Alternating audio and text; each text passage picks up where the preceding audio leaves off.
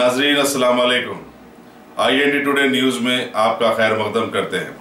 आइए देखते हैं ये तफसीलात। अगर आपने हमारे चैनल को सब्सक्राइब नहीं किया है तो आपको यहाँ सब्सक्राइब बटन दिख रहा है, उसे क्लिक करिए और सब्सक्राइब कीजिए और साथ ही साथ बेल आइकॉन को भी क्लिक करिएगा जिससे कि आपको ताज़ा अपडेट मिलते रहे। पुराने शहर के मशहूर बिजनेसमैन व सियासतदान इब्राहिम बिन अब्दुल्ला मस्कती साबिक MLC के फर्जंदों ने हर साल की तरह इस साल भी मालवाला पैलेस कोटलिया लीजा में 7,000 से ज्यादा गरीबों में रमजान राशन पैकेज तकसीम किया। Deputy chief minister Mahmood Ali और न्यूज एडिटर सियासत आमिर अली खान भी इस मौके पर मौजूद थे।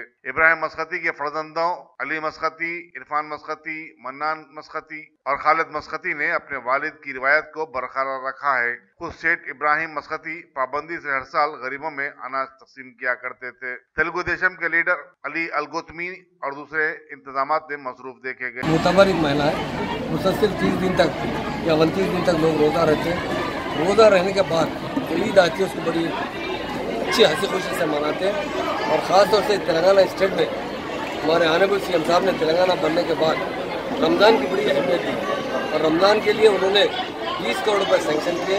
इफ्तार के लिए 800 मस्जिदों में इफ्तार है, उसके साथ साथ उन मस्जिदों में ताम का इंतज़ाम किया गया और उसके साथ साथ 12 लाख लोगों में कपड़े तकसीम किए गए। और आज मैं तेलंगाना गवर्नमेंट की तरफ से मेरी जानिब से सारे कायनात के भाइयों को, खासतौर से हिंदुस्तान के भाइयों को, मुस्लिम भाइयों को और हमारी तेलंगाना स्टेट के भाइयों को दिल की गहराइयों से ईद उल फितर की मुबारक।